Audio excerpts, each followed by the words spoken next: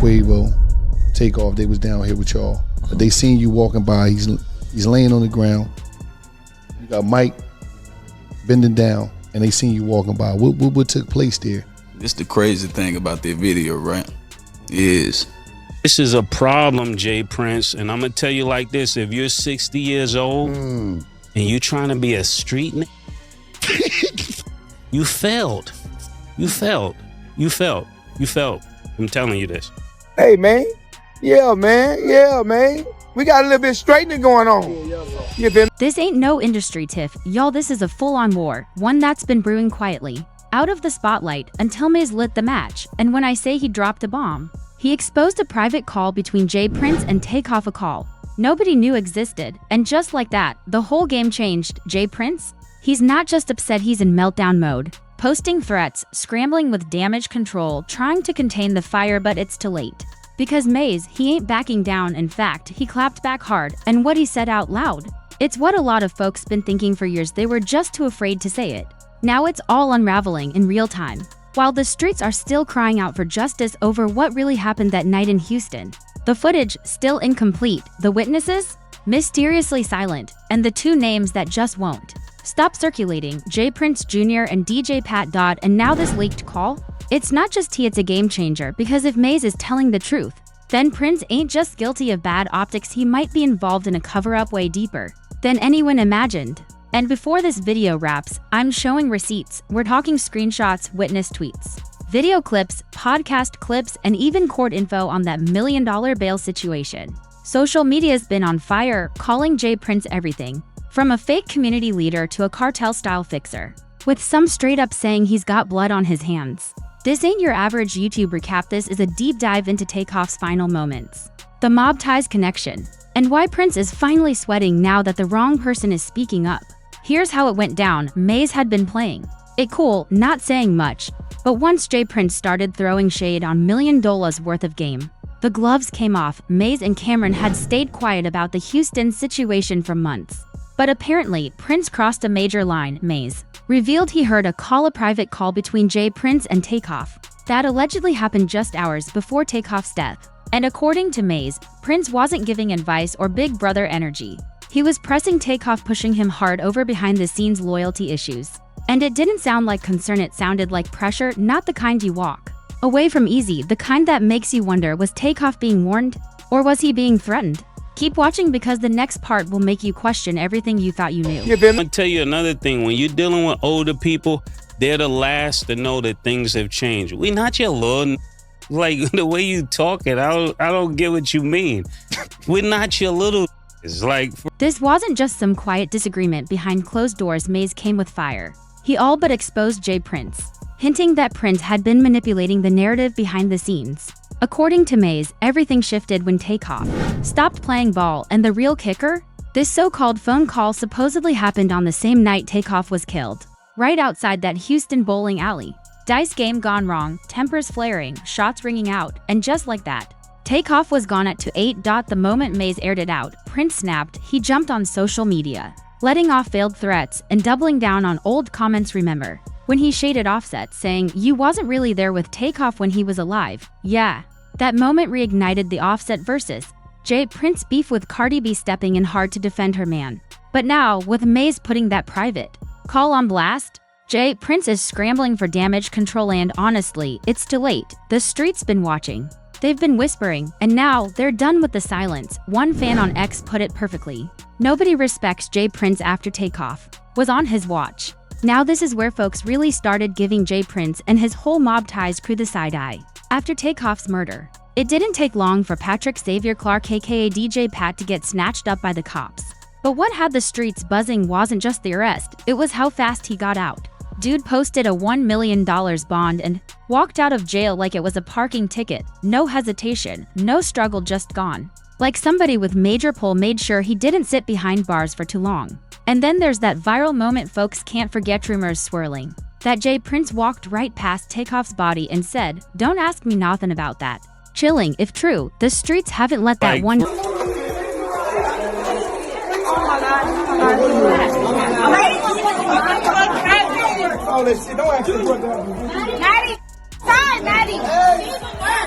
Even crazier, J Prince Jr. requested his name be removed from DJ Pat's bond condition paperwork. That ain't a red flag, they were all together that night, so why scrub names now? Unless somebody's trying to quietly backpedal now that the spotlight's burning hot, and it ain't just DJ Pat that raises eyebrows. Let's not forget Cameron Joshua, aka Lil Cam Fifth, who got scooped up on weapons charges right after Takeoff's murder. And guess what? He's linked to Mob Ties records. It's like anyone tied to J Prince Jr. keeps ending up surrounded by body bags. Yet Mob Ties still out here playing victim. Nah. The streets done pulled the receipts and they're not falling for the gaslighting anymore. And let's not act brand new. Takeoff wasn't the first red flag. Go back to Duke the jeweler flew into Houston, checked in with Mob Ties, hit up a dice game and ended up dead. Same setup, same silence, and once again, J Prince's name was whispered in the background. Remember that clip of J Prince telling his shotgun man to fall back? Yeah, that didn't sit right. Felt like something coordinated, planned.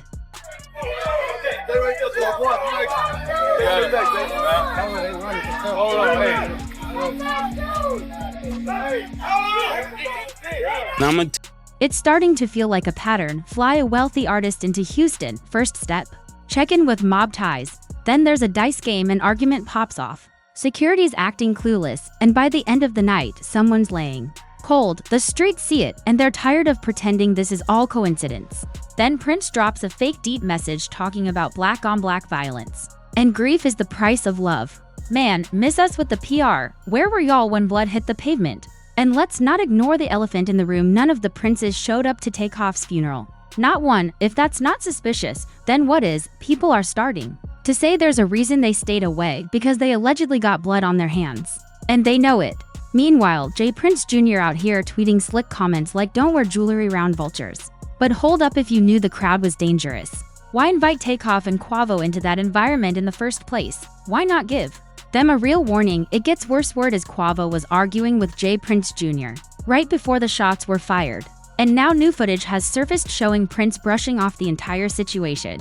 Like his crew wasn't involved, like Takeoff didn't just lose his life under their watch. But the moment J Prince started popping off on $1 million worth of game, Mase snapped. He didn't just defend himself, he came for Prince's whole image, live and direct. That was a line in the sand. We not your little industry puppets anymore. Now I'm gonna tell you another thing. When you're dealing with older people, they're the last to know that things have changed. We not your little, like the way you talking, I don't get what you mean. We're not your little. When Mase spoke, that wasn't no clout chasing tweet, that was a straight up gut punch. He didn't hold back, he spoke for every artist, every street figure who's ever felt strong-armed by that check-in culture J Prince been pushing for decades. And what really set the tone? Cameron co-signed it. He didn't interrupt, didn't push back, just sat there and let Mase unload. And that's not typical Cam. He usually moves with precision, watches his words, so for him to just sit silent, that told the streets everything they needed to know. Now people think Mase been sitting on that leaked call, just waiting for the perfect moment for Prince to slip up in public, and boom, he dropped the nuke. Meanwhile, Offset had mostly kept quiet, keeping it classy. But when J Prince came for him, throwing shade, implying he wasn't there for Takeoff, set snapped.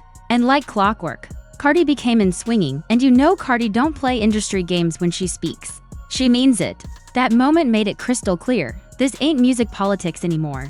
Prince got called out not just by rappers, but by a mainstream power couple with reach far beyond hip-hop. And now, his street rep is under fire, scrutinized from all angles. But here's the part the general public might not be catching: the big names are backing away, quietly but clearly. Let's talk Drake used to flood his timeline with Mob Ties love, but now, radio silence, no posts, no tags, no nothing. And this is the same Drake that Jazz Prince helped launch into Young Money still since Takeoff's death? Crickets. Jay-Z too. Word is Hov's been dodging every peace call from Mob Ties since early 2023. And Jay don't do messy fallouts, he just stops answering the phone. Why?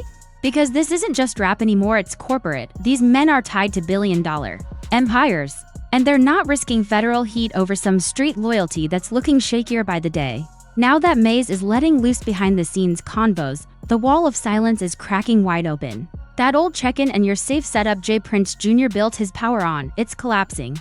Because Duke the jeweler checked in, still ended up dead. Takeoff checked in, still got killed. So now everyone's asking, what protection are you really offering if nobody's making it out alive? Now you got fans tweeting, this is why nobody checks in anymore. The dudes asking for respect can't even protect their guests. Even artists from Cali are calling it out now, saying that whole check-in game, it's a trap. Plain and simple. A power move for local gatekeepers to act like they're bigger and more connected than they really are. And when Mase said out loud what so many had been too scared to whisper, that J Prince is just a failed street legend, cosplaying as a mob boss, the internet couldn't unsee it. The illusion cracked and folks started digging deeper. Let's talk about something that's been bothering everybody: the witnesses. The night Takeoff was murdered, there were at least 40 people outside 810 billiards and bowling. We've seen the crowd, heard the chaos in the footage, so why haven't more witnesses stepped forward? Word in the streets is some were threatened. There are allegations that mob ties paid folks off, erased footage, and orchestrated it so DJ Pat took the fall so low. And one of the wildest theories? That the real tension was between J Prince Jr. and Quavo, not Takeoff. Takeoff just stood there and got hit. So now people are wondering, was he just collateral damage? Or worse, was it a warning gone wrong? Now this next part, it's explosive. Insiders close to Mase and Cameron's camp are saying there's a real possibility that the call between J Prince and Takeoff was recorded, whether accidentally or by one of the parties on purpose. And if that audio drops, it could change everything. It could reveal whether Prince threatened Takeoff, pressured him, or tried to strong-arm him into something he wasn't with. This ain't just street rumor, this is Mase we're talking about. The same man who walked away from Diddy, took on the industry, and came back swinging. If that call sees the light of day, it's game over for J Prince's rep. Let's be real, the feds are watching. This isn't just YouTube drama or gossip comments anymore. Every time J Prince or his son talks slick on camera, someone in a suit is paying attention. Because RICO laws, they don't care about rap legacies, they care about patterns of threats, witness tampering, and alleged organized moves. And now that Offset, Cameron, and Mase are calling it out, plus a whole fanbase screaming blood on your hands. There's no more label protection, no city clout to hide behind, and that check-in culture? It means nothing if your name ends up on federal paperwork.